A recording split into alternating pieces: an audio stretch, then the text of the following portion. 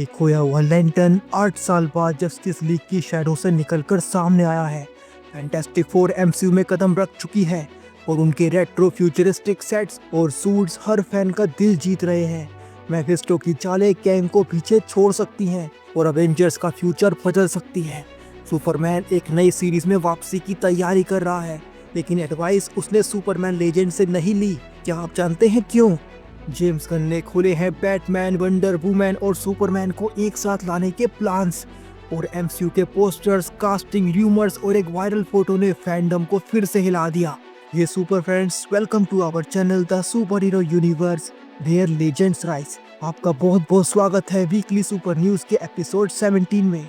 ये सिर्फ अपडेट्स नहीं है, ये है आने वाले मल्टीवर्स के hints. Now tight your keeps and let's assemble. और हमेशा की तरह चलिए बात करते हैं पहले डीसी के यूनिवर्स से आई इस वीक की सारी अपडेट्स के बारे में। तो उसमें सबसे पहली है ग्रीन लैंटर्न के रिगार्डिंग, जो कि दिखने वाला था जैक स्नाइडर की जस्टिस लीग में। जी हाँ, 8 साल बाद जैक स्नाइडर के एक छुपे हुए प्लान से पर्दा उठ चुका है। कॉन्सेप्ट आर्टिस्ट जेरार्ड एस मेरेंटस ने हाल ही में हमें इंस्टाग्राम पर शेयर किया है टोमार री का ऑफिशियल कॉन्सेप्ट आर्ट, जिसे स्नाइडर कट में दिखाया जाना था। जी हाँ, टोमार री वही एलियन ग्रीन लैंटर्न जो कॉमिक्स फैंस के लिए बहुत ही पॉपुलर है और पहली बार 1961 में ग्रीन लैंटर्न इशू 6 में नजर आया था। ये वही कैरेक्टर है जो ओआ प्लैनेट का रेस्पेक्टेड साइंटिस्ट है और लैंटर्न कॉर्प्स का मेंबर भी। स्नाइडर का प्लान था कि टोमार री को जस्टिस लीग में एक एंशिएंट गार्जियन की तरह दिखाया जाए, शायद उस सीन में जब ब्रूस वेन को विजन आता है फ्यूचर के थ्रेट का। लेकिन वार्नर ब्रोस के इंटरफेरेंस के कारण ये फाइनल कट में शामिल नहीं हो पाया। अब जब कॉन्सेप्ट आर्ट सामने आया है तो फैंस फिर से #रिस्टोर द स्नाइडरवर्स की मांग कर रहे हैं। आपका इस बारे में क्या विचार है, हमको कमेंट्स में जरूर बताइएगा। चलिए बात करते हैं इसके बाद अगली अपडेट के बारे में। डीसी के नए मुखिया जेम्स गन ने हाल ही में डेडलाइन को दिए एक इंटरव्यू में डीसी ट्रिनिटी यानी बैटमैन, सुपरमैन और वंडर वुमैन के फ्यूचर पर बड़ा बयान दिया है। उनसे सवाल पूछा गया, क्या ये तीनों आइकॉनिक हीरोज एक साथ किसी अपकमिंग डीसीयू मूवी में नजर आएंगे? और गन का जवाब था, ऑफ कोर्स या, but not in the next movie. इसका मतलब ये है कि जेम्स गन इस आइकॉनिक ट्रायो की इम्पोर्टेंस पूरी तरह समझते हैं, लेकिन फिलहाल फोकस है इंडिविजुअल डेवलपमेंट पर। क्या आपको पता है, कॉमिक बुक्स में पहली बार बैटमैन, सुपरमैन और वंडर वुमन ने एक साथ टीम अप किया था justice league of America issue 1 में, जो कि पब्लिश किया गया था 1960 में। और तब से लेकर आज तक ये ट्रायो डीसी की पहचान बने हुए हैं। आपका इन तीनों में से फेवरेट सुपर हीरो कौन सा है, हमको कमेंट्स में जरूर बताइएगा। फैन से अपने विचार जरूर शेयर कीजिएगा। इसके बाद बात करते हैं डेविड कॉरनस्वेट के बारे में, जो जेम्स गन की आने वाली सुपरमैन मूवी में सुपरमैन का किरदार निभा रहे हैं। उन्होंने हाल ही में एक बेहद इंटरेस्टिंग टीज दिया है। उन्होंने कहा है कि हो सकता है कि सुपरमैन हमें लैंटर्न सीरीज में नजर आए। कॉरनस्वेट ने कहा कि वो चाहते हैं कि सुपरमैन को और भी कॉम्प्लेक्स और ग्रिटी दुनिया में देखना।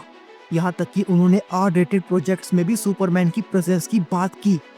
डीसी की अपकमिंग लैंटर्न सीरीज, जिसमें हैल जॉर्डन और जॉन स्टीवर्ट होंगे लीड में, ये सीरीज एक डिटेक्टिव स्टाइल मिस्ट्री को एक्सप्लोर करेगी।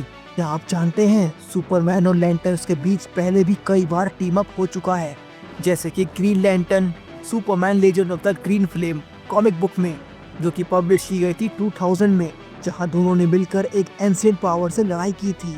इसके बाद चलिए बात करते हैं अगली अपडेट के बारे में, जो कि है फिर से डेविड कॉरनस्वेट के रिगार्डिंग। डेविड कॉरनस्वेट ने हाल ही में आयरिश रेडियो स्टेशन बीट 102, 103 को इंटरव्यू में बताया कि उन्होंने हेनरी कैविल और टाइलर हॉकलिन से सुपरमैन का रोल निभाने को लेकर सलाह मांगी थी, लेकिन इन दोनों ने एडवाइस देने से मना कर दिया, और वो भी एक बेहद सुपरमैन स्टाइल रीजन के साथ। कॉरनस्वेट ने कहा, both of them interestingly sort of said in their own words, I am not gonna try and give you any tips. ये सुनकर एक बात और पक्की हो जाती है कि सुपरमैन का किरदार निभाना जितना पावरफुल है, उतना ही हम्बल और सेल्फ डिफाइंड भी। अगर आपको ना पता हो तो मैन ऑफ स्टील मूवी में हेनरी कैविल ने सुपरमैन का रोल निभाया था, जो कि पार्ट थी DCEU यानी डीसी एक्सटेंडेड यूनिवर्स का। और अगर आपने CW की सुपरमैन एंड लॉइस टीवी सीरीज देखी हो तो उसमें टाइलर हॉकलिन ने सुपरमैन का रोल निभाया था, और ये सीरीज बहुत ही उम्दा सीरीज थी। सुपरमैन की फिलोसफी हमेशा रही है, इंस्पायर डोंट इंस्ट्रक्ट। ये बात हमें ऑल स्टार सुपरमैन या सुपरमैन फॉर ऑल रीजन जैसी आइकॉनिक कॉमिक्स में बार बार देखने को मिली है। तो दोस्तों ये थी इस वीक की सारी डीसी यूनिवर्स अपडेट, पर बात अभी यहाँ खत्म नहीं होती है। डीसी के यूनिवर्स के बाद चलिए बात करते हैं मार्वल के यूनिवर्स की सारी इस वीक की बड़ी अपडेट्स के बारे में। तो उसमें पहली है फैंटास्टिक फोर के एक वीडियो के रिगार्डिंग। मार्वल स्टूडियोज ने अपनी अपकमिंग फेज 6 की पहली movie the fantastic four first steps का एक behind the scene video release किया। इस वीडियो में डायरेक्टर मैट शैकमैन और मार्वल बॉस केविन फाइगी ने बताया कि इस फिल्म में कैसे रेट्रो फ्यूचरिस्टिक दुनिया को प्रैक्टिकल सेट्स के जरिए जिंदा किया गया है। खास तौर पर बैक्स्टर बिल्डिंग का इंटीरियर, जो कॉमिक्स में फैंटास्टिक फोर का आइकॉनिक हेडक्वार्टर्स है, उसे प्रैक्टिकल और रियल बनाया गया है, ना कि केवल CGI से। और हाँ, फैंटास्टिक फोर की इस टीम के नए ब्लू एंड व्हाइट सूट्स, जो पूरी तरह से Jack Kirby style classic design पर बेस्ड हैं, वो भी प्रैक्टिकल हैं, यानी कोई CGI नहीं है। क्या आप जानते हैं फैंटास्टिक फोर की पहली अपीयरेंस हुई थी फैंटास्टिक फोर इशू 1 में, जो कि पब्लिश किया गया था 1961 में, जो कि मार्वल कॉमिक्स का एक टर्निंग पॉइंट था। और अब MCU में इनकी एंट्री हो रही है पूरी ग्रैंडियर के साथ। इसके बाद अगला अपडेट है फैंटास्टिक फोर को मिली नई रेटिंग के रिगार्डिंग। इस मूवी को रेटिंग दी गई है PG-13। कुछ लोग सोच रहे थे कि ये डेडपूल एंड वुल्वरीन की तरह R-रेटेड हो सकती है, लेकिन ऐसा नहीं हुआ। इंटरेस्टिंगली जेम्स गन की सुपरमैन मूवी को भी PG-13 रेटिंग मिली है। क्या आप जानते हैं MCU की 17 साल की हिस्ट्री में सिर्फ डेडपूल एंड वुल्वरीन को छोड़कर सभी फिल्मों को PG-13 रेटिंग मिली थी। ये तो सिर्फ डेडपूल एंड वुल्वरीन थी जिसको मिली थी R-रेटेड रेटिंग, और जो कि बहुत ही ऑसम मूवी थी। चलिए इसके बाद बात करते हैं फैंटास्टिक फोर के रिलीज किए गए कुछ पोस्टर्स के बारे में। मार्वल ने इस मूवी के नए इंटरनेशनल पोस्टर्स को रिलीज किया है, जिसमें हर हीरो की पावर को हाईलाइट किया गया है, चाहे वो हो पेड्रो पास्कल का रीड रिचर्ड्स, या वेनेसा किर्बी की सू स्ट्रॉम, या फिर हो जोसेफ क्विन का जॉनी स्ट्रॉम, या फिर इबॉन मॉस का बेन ग्रिम। सबकी पावर्स को इन पोस्टर्स में एक्सप्लोर किया गया है। इसके साथ ही हमको दिखाया गया फैंटास्टिक फोर का लॉयल रोबोट, यानी हर्बी, जो हमको कॉमिक्स से भी पहले दिखाया गया था 1978 की फैंटास्टिक फोर कार्टून सीरीज में। चलिए इसके बाद बात करते हैं एक एक्समैन के रिगार्डिंग। अवेंजर्स डूम्सडे में फैंस को उम्मीद थी कि एक्समैन की एंट्री होगी, लेकिन एक कंफर्मेशन ने थोड़ा डिसअपॉइंटमेंट दे दिया है। एक इंटरव्यू में निकोलस होल्ट ने साफ कर दिया कि उन्होंने मार्वल स्टूडियोज के साथ बीस्ट की वापसी को लेकर कोई बातचीत नहीं की है। फिलहाल के लिए निकोलस होल्ट के बीस्ट की अपीयरेंस अवेंजर्स डूम्सडे में नामुमकिन है। अगर आपको पता ना हो तो बता दें, निकोलस होल्ट ही वही एक्टर है जो डीसी के यूनिवर्स में लेक्स लूथर का रोल निभा रहे हैं आने वाली सुपरमैन मूवी में। क्या आपको पता है निकोलस होल्ट ने बीस्ट को एक्समैन फर्स्ट क्लास से लेकर डार्क फिनिश तक पोर्ट्रे किया था, लेकिन अब MCU अपना नया वर्जन लाने की तैयारी कर रहा है। शायद वो इस एक्समैन को भी रिकास्ट करे। आपका इस बारे में क्या कहना है? क्या आप किसी पुराने एक्समैन को या निकोलस होल्ट के बीस्ट को वापस अवेंजर्स डूम्सडे में या मार्वल की आने वाली एक्समैन मूवीज में देखना चाहेंगे? इसके बाद बात करते हैं इस वीक की बहुत बड़ी अपडेट के बारे में। सारे के सारे मार्वल फैंस ध्यान दीजिए, मैफिस्टो ऑफिशियली MCU में एंट्री ले चुका है, और अब र्यूमर्स हैं कि वो कैंग की जगह MCU का नया बिग विलन बन सकता है। मैफिस्टो की अपीयरेंस हाल ही में आयरन हार्ट के फाइनल एपिसोड 6 में हुई है। इस किरदार को प्ले किया है सैका बैरन कोहेन ने। अब सवाल ये है कि मैफिस्टो को लेकर मार्वल के क्या प्लान्स हैं।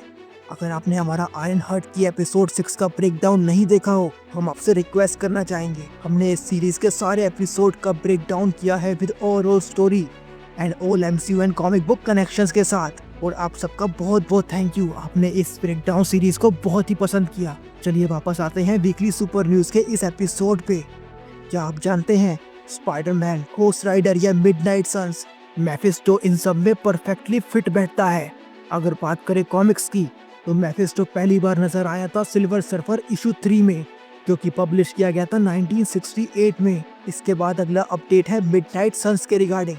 मिडनाइट सन्स जो कि मार्वल की डार्क टीम है, जिसमें Blade, Ghost Rider, Moon Knight और डॉक्टर स्ट्रेंज जैसे कैरेक्टर शामिल होते हैं, अब ऑफिशियली डेवलपमेंट में हैं। रिपोर्ट्स के अकॉर्डिंग मार्वल स्टूडियोज ने इसके लिए एक राइटर हायर कर लिया है, यानी स्क्रिप्ट पर काम शुरू हो चुका है। अभी ना तो डायरेक्टर है, ना कास्ट और ना ही रिलीज डेट, लेकिन ये कंफर्मेशन खुद में बहुत एक्साइटिंग है, स्पेशली उनके लिए जो सुपरनैचुरल मार्वल स्टोरीज के फैन हैं। क्या आप जानते हैं मिडनाइट सन्स की पहली अपीयरेंस हुई थी घोस्ट राइडर वॉल्यूम 3 में, जो कि पब्लिश किया गया था 1992 में। इसके बाद चलिए बात करते हैं MCU से थोड़ा बाहर लेकिन फैमिलियर फेसेस के साथ। डिज्नी की upcoming live action tangled movie में स्कारलेट जोहानसन और फ्लोरेंस को कास्ट किया जा सकता है। अगर आपको ना पता हो तो बता दें, स्कारलेट जोहानसन मार्वल में निभाती है ब्लैक विडो का किरदार और फ्लोरेंस यानी येलेना को आपने देखा था अभी लास्ट थंडरबोल्ट्स मूवी में।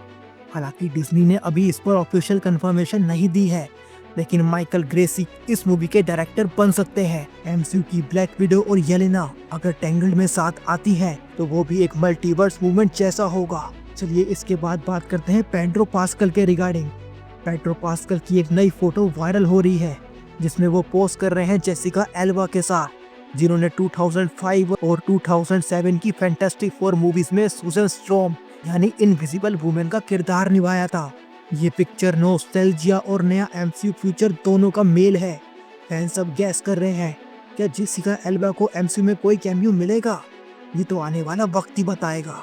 इस वीक की वीकली सुपर न्यूज के इस एपिसोड में हमने देखा कि कैसे जस्टिस लीग का खोया हुआ लैंटर्न, फैंटास्टिक फोर की नई दुनिया और सुपरमैन की संभावनाएं और एमसीयू के आने वाले ट्विस्ट सभी ने फैंस को एक्साइटेड किया। पेड्रो पास्कल से लेकर जेसिका एल्बा तक की मुलाकात और मेफिस्टो के गहराते इरादों से लेकर मिडनाइट सन्स की दस्तक तक, हर न्यूज है एक पीस उस पजल का जो मार्वल और डीसी की अगली डायरेक्शन तय करेगा। अगर आपको लगता है कि आपने कुछ नया कुछ बड़ा सीखा, इस वीडियो में कुछ नया फील किया, अगर आपको ये वीडियो पसंद आया तो जरूर लाइक कीजिएगा और शेयर कीजिएगा सभी सुपर फैंस के साथ। अगर आप पहली बार आए हैं हमारे चैनल पर तो सब्सक्राइब कीजिएगा हमारे channel the super hero universe को। हम मिलेंगे आपसे किसी और सुपर हीरो वीडियो में, तब तक के लिए stay in the crew, we will get you all DC and MCU. Thank you very much, take care of yourself, thank you. और हाँ, हमेशा खुश रहिए।